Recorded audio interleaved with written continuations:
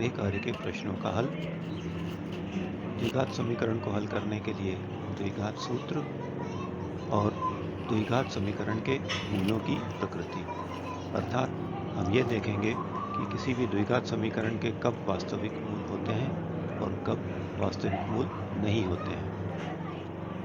बच्चों, पिछले अध्याय में हमने द्विघात समीकरण को हल करने की पूर्ण वर्ग विधि सीखी थी और अंत में कुछ प्रश्न आपको करने के लिए भी दिए थे। आइए उन्हीं प्रश्न को एक बार देख लेते हैं। पहला प्रश्न था, द्विघात समीकरण को पूर्ण वर्ग विधि से हल करिए। 2x² - 7x + 3 = 0। यहाँ पर हम जो पहला पद देख रहे हैं वह पूर्ण वर्ग रूप में नहीं है, तो पहले पद को पूर्ण वर्ग रूप में लाने के लिए या तो हम 2 से गुणा करेंगे या 2 से भाग देंगे। तो गुणा करते हुए हल करने का एक प्रश्न तो हम पिछले अध्याय में कर चुके हैं, इसलिए इस बार हम इस प्रश्न को भाग देते हुए करेंगे। तो इस समीकरण के प्रत्येक पद को 2 से भाग देने पर हमें जो समीकरण प्राप्त होगी वह होगी x² - 7/2x + 3/2 = 0।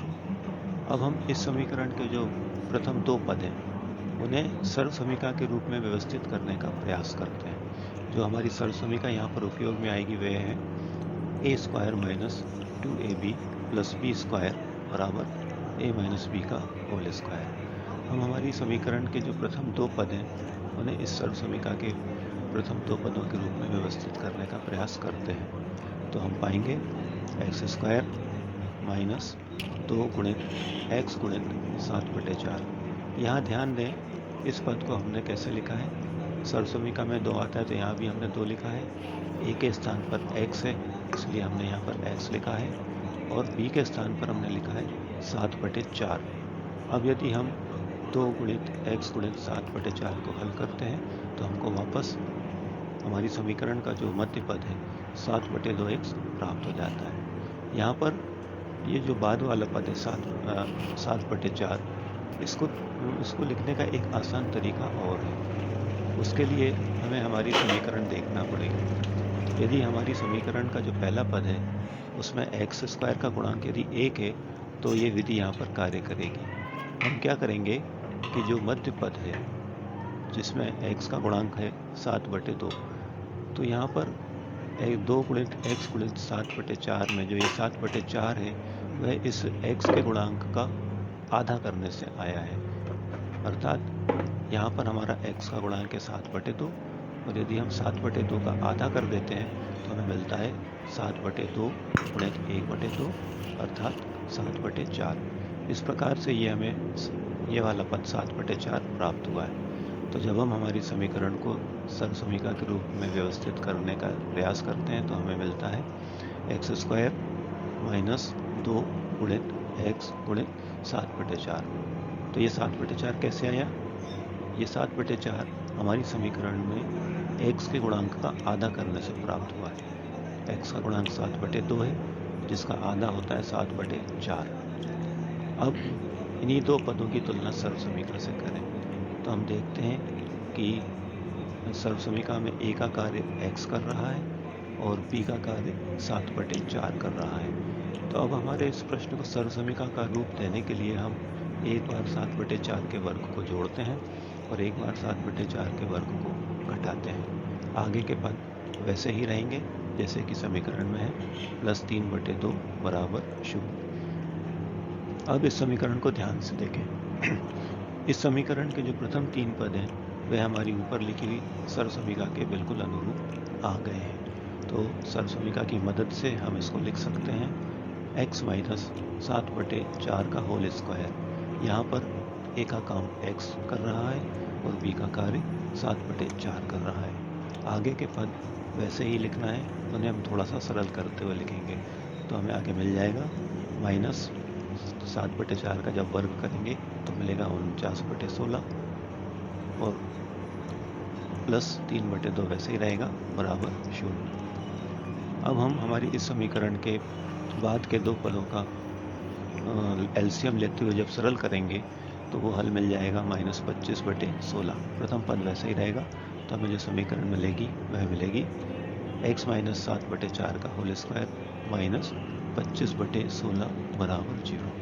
अब हम इस -25/16 का बाएं पक्ष से दाएं पक्ष में पक्षांतरण कर देंगे तो हमें समीकरण मिल जाएगी x माइनस 7/4 का होल स्क्वायर बराबर 25/16। अब हम इस समीकरण के दोनों पक्षों का वर्गमूल ले लेते हैं तो हमें मिलेगा x माइनस 7/4 बराबर प्लस माइनस 5/4। हम अब -7/4 का भी पक्षांतरण कर देते हैं तो हमें x का मान कुछ इस प्रकार मिल जाएगा। अब हम जब एक बार प्लस को लेते हुए और एक बार माइनस को लेते हुए हल करेंगे तो हमें x के दो मान मिल जाएंगे कुछ इस तरह से। इन्हें और सरल करने पर हमें x के दो मान मिलेंगे, x बराबर 3 और x बराबर 1/2। तो यही x के जो दो मान हैं हमारी समीकरण के हल हैं, या हम कह सकते हैं कि हमारे समीकरण के दो मूल 3 और 1/2 हैं। आइए एक और प्रश्न हल करते हैं। प्रश्न है x माइनस 1/x बराबर 3। यहाँ पर x का मान शून्य नहीं है। हमें भी इस प्रश्न को पूर्ण वर्ग बनाकर हल करना है। अब क्योंकि ये समीकरण अपने मानक रूप में नहीं है तो सर्वप्रथम हम इस समीकरण को मानक रूप में लाने का प्रयास करते हैं। इसके लिए हम बाएं पक्ष को एलसीएम लेते हुए सरल करेंगे तो हमें मिलेगा x² - 1/x बराबर 3। इसके बाद हम त्रियक गुणा कर लेते हैं, उससे हमें प्राप्त हो जाएगा x² - 1 बराबर 3x। अब हम 3x का दाएं से बाएं पक्ष में पक्षांतरण कर लेते हैं और इसे मध्य में लिखेंगे, जिससे हमें प्राप्त हो जाएगा x² - 3x - 1 बराबर 0। अब यह समीकरण हमारे मानक रूप में आ गई है और इसे हम पूर्ण वर्ग बनाते हुए हल करेंगे। तो इसके लिए हम हमारी समीकरण के जो दो पद हैं उन्हें इस सर्वसमीका a² - 2ab + b² बराबर a - b का होल स्क्वायर इसके रूप में व्यवस्थित करने का प्रयास करते हैं। तो हमें मिलेगा x² माइनस 2 गुणित x गुणित 3/2। यहाँ देखें ये जो पद है 2 गुणित x गुणित 3/2, इसको हमने सर्वसमीका का जो मध्य पद है 2ab के रूप में व्यवस्थित किया है।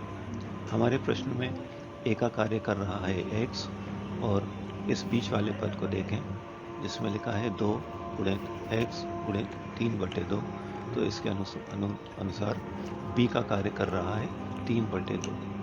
यहाँ पर ये जो मध्य पद है 2 गुणित x गुणित 3/2, इसमें ये जो संख्या है 3/2, इसको आसानी से लिखने का एक तरीका है।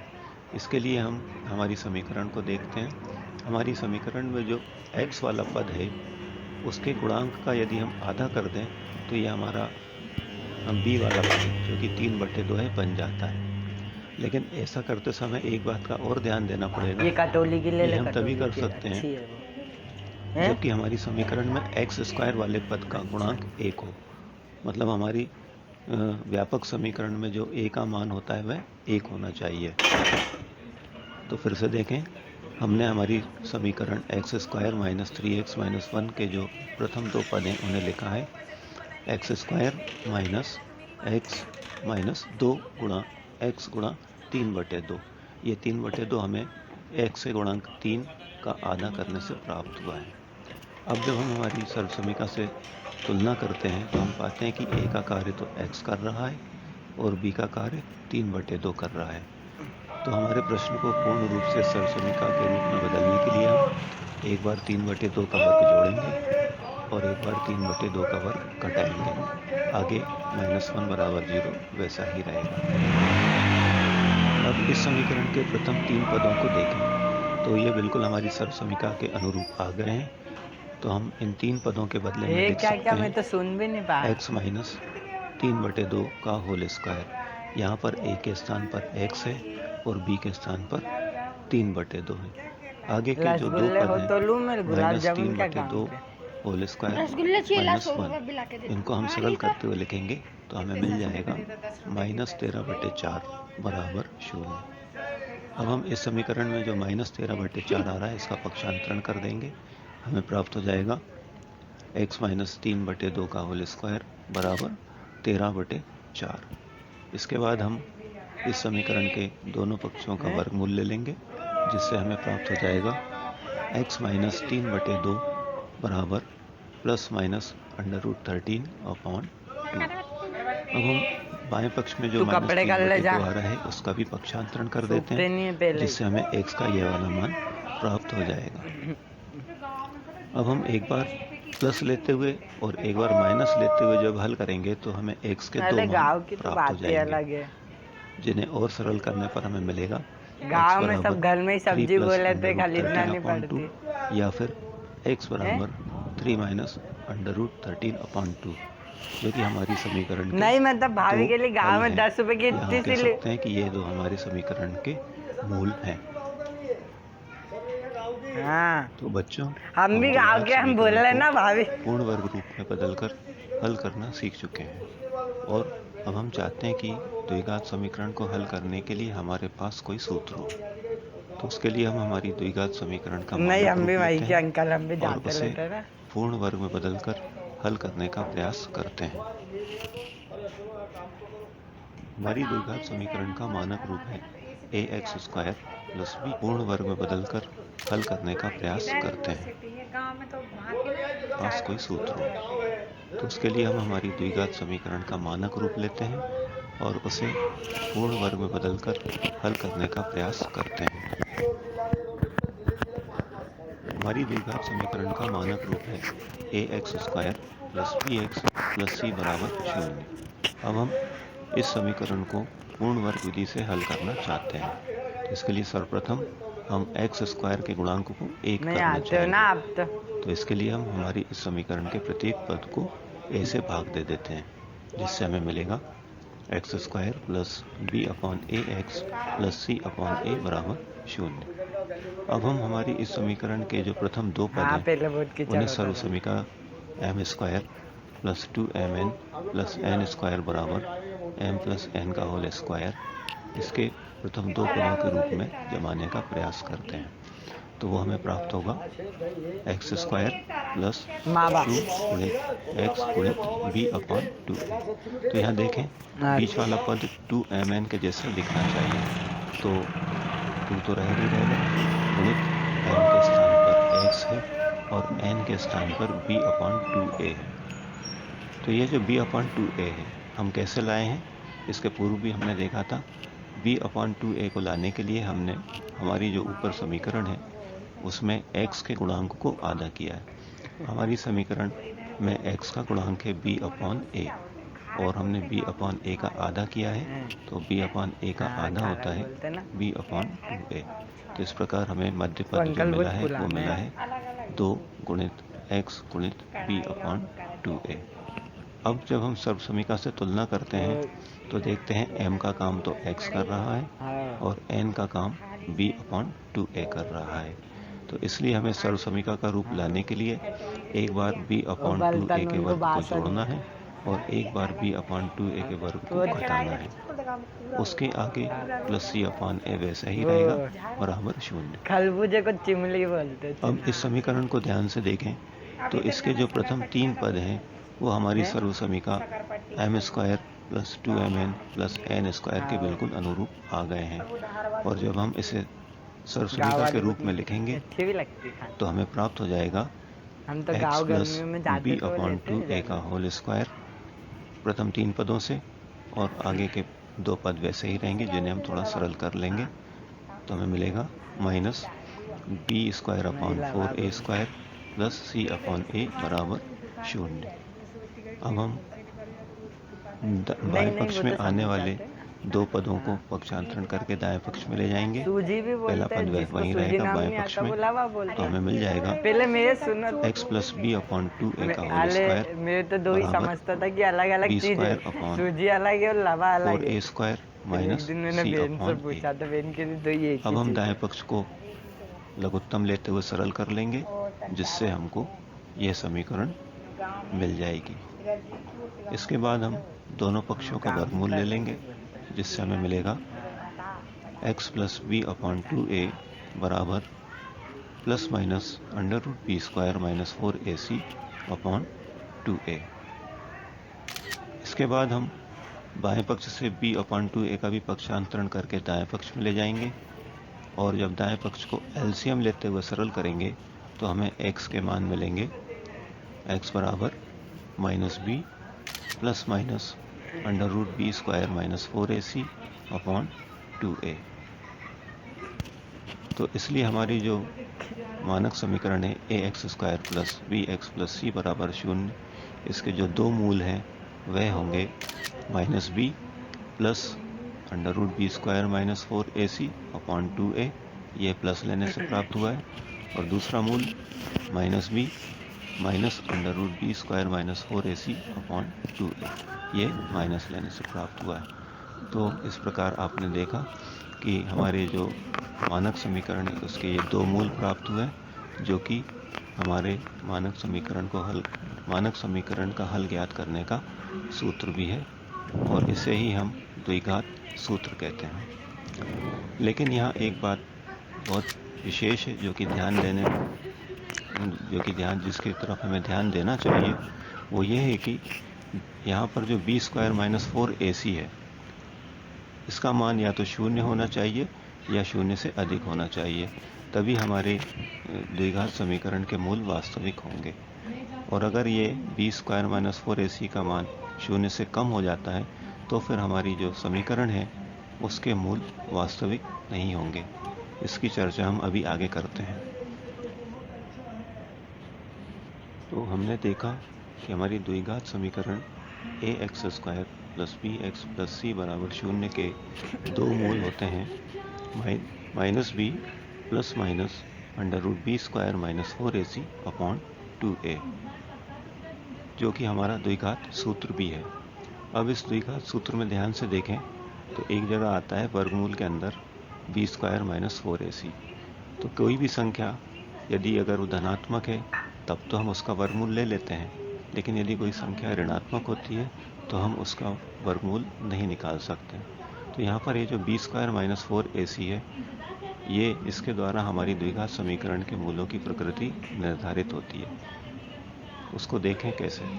अब यदि बी स्क्वायर माइनस 4ac का मान 0 से अधिक है, 0 से अधिक होने का मतलब धनात्मक है, तब तो हमें हमारी समीकरण के दो भिन्न वास्तविक मूल प्राप्त हो जाएंगे, कुछ इस प्रकार से।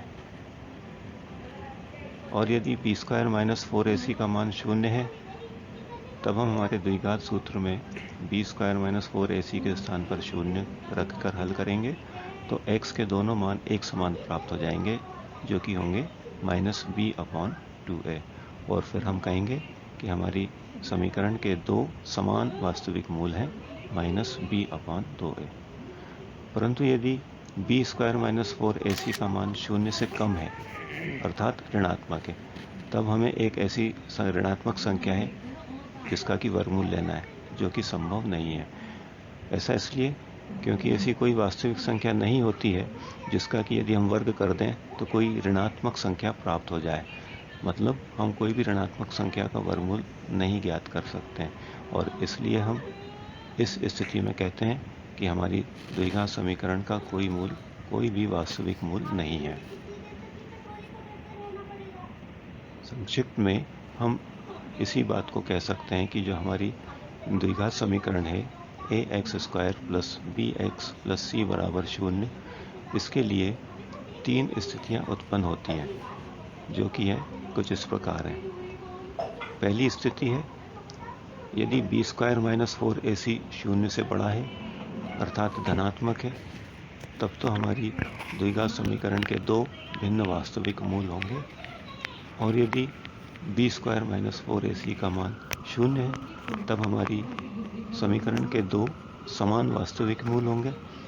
और यदि बी स्क्वायर माइनस 4ac का मान 0 से कम है, अर्थात ऋणात्मक है, तब हमारी द्विघात समीकरण के कोई वास्तविक मूल नहीं होंगे।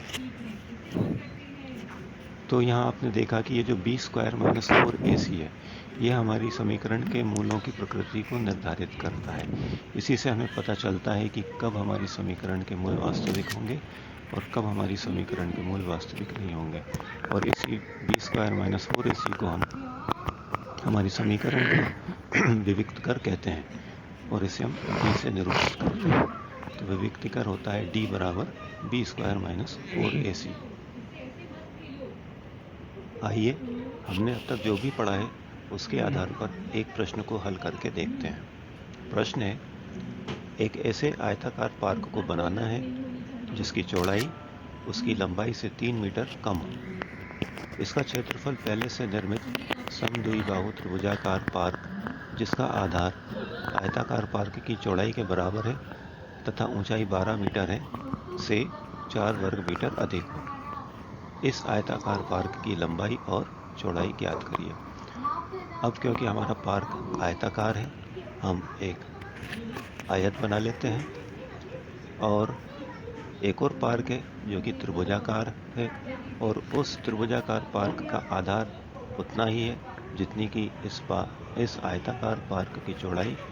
इसलिए हम कुछ इस प्रकार से एक त्रिभुजाकार पार्क भी बना लेते हैं जिसका आधार और पार्क की चौड़ाई दोनों में उभयनिष्ठ दिख रही है। अब हमको आयताकार पार्क की लंबाई और चौड़ाई ज्ञात करनी है। अब हमें यहाँ पर आयताकार पार्क की लंबाई और चौड़ाई में से किसी एक को मानना है।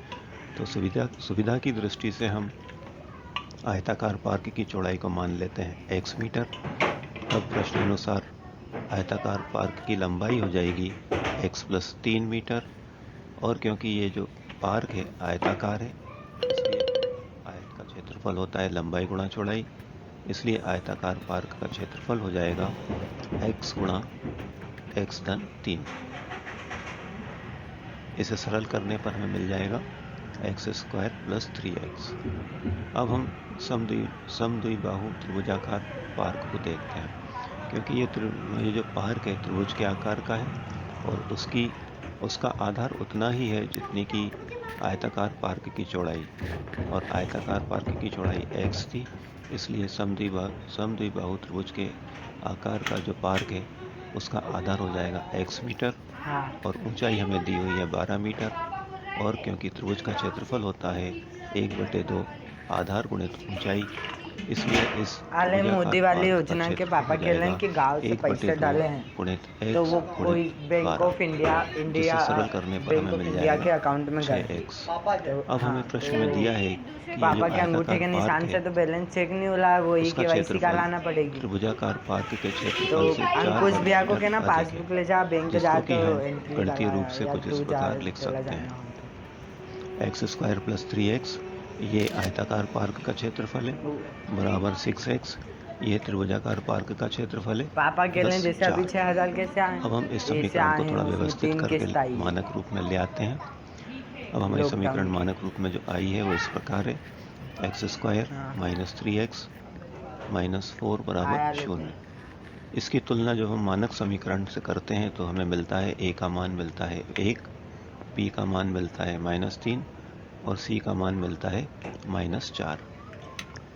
अब हमें इस समीकरण को हल करना है और उससे भी पहले हम, क्योंकि अब जानते हैं कि समीकरण के हल कब होते हैं और हल कब नहीं होते हैं, मूलों की प्रकृति के बारे में हमने पढ़ लिया है, तो उससे पहले हम ये देख लेते हैं कि हमारी समीकरण के मूल वास्तविक हैं कि नहीं। इसके लिए हम d विविक्तिकर को लेते हैं। d होता है b² - 4ac। यहाँ पर a का मान 1 है, b का मान -3 है और c का मान -4 है। a b c के मान को रखते हुए जब हम हल करते हैं तो हमें d का मान प्राप्त होता है 25, जो कि एक धनात्मक संख्या है।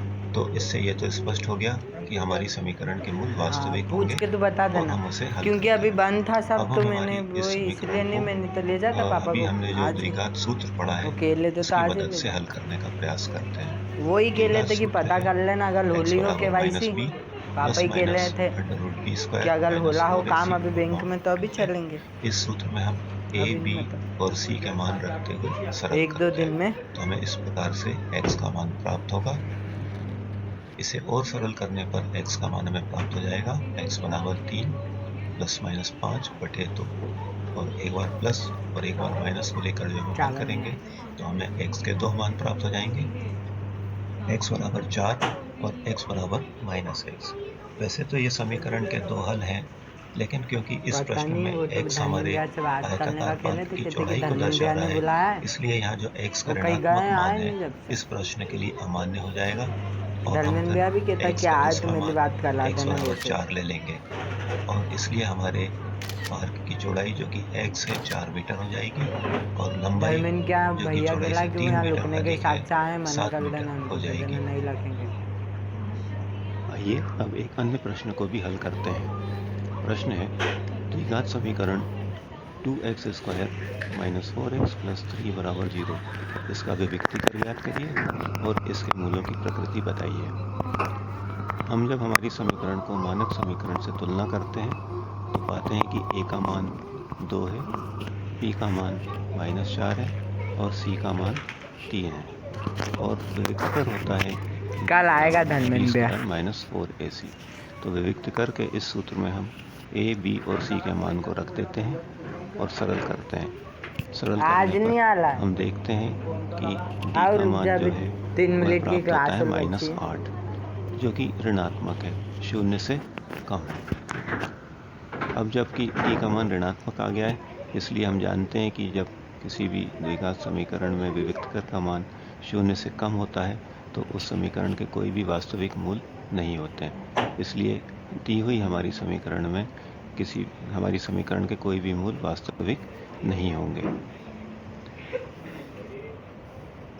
तो बच्चों इस अध्याय में हमारी समीकरण के कोई भी मूल वास्तविक नहीं होंगे। तो बच्चों इस अध्याय में हमने द्विघात सूत्र के बारे में पढ़ा और देखा कि कैसे हम हमारी दी हुई द्विघात समीकरण को द्विघात सूत्र की सहायता से हल कर सकते हैं। इसके साथ ही हमने ये भी पढ़ा कि दी हुई द्विघात समीकरण के मूल कब वास्तविक होते हैं और कब वास्तविक नहीं होते हैं, अर्थात मूलों की प्रकृति के बारे में पढ़ा, जिसके लिए हमने दी हुई समीकरण के विविक्तीकर को ज्ञात करना भी सीखा था। विविक्तीकर की सहायता से हमने देखा था कब समीकरण के मूल वास्तविक होते हैं और कब वास्तविक नहीं होते हैं। तो आज हमने जो भी अध्ययन करा उसके आधार पर अब आप ये नीचे दिए गए प्रश्नों को हल करें। आप इन्हें अच्छे से अपनी कॉपी में नोट कर लें, जो कि आपका क्रय कार्य भी है। पहला प्रश्न जो है इसमें आपको समीकरण बनाना भी है और फिर उसको हल करना है। हल करने के लिए द्विघात सूत्र का प्रयोग कर सकते हैं। दूसरे प्रश्न में द्विघात समीकरण की मूलों की प्रकृति ज्ञात करना है। इसके लिए आप इस समीकरण का विविक्तीकर निकालकर जांच करेंगे कि यह समीकरण इसके मूल वास्तविक है अथवा नहीं। ध्यानपूर्वक इस अध्याय को पढ़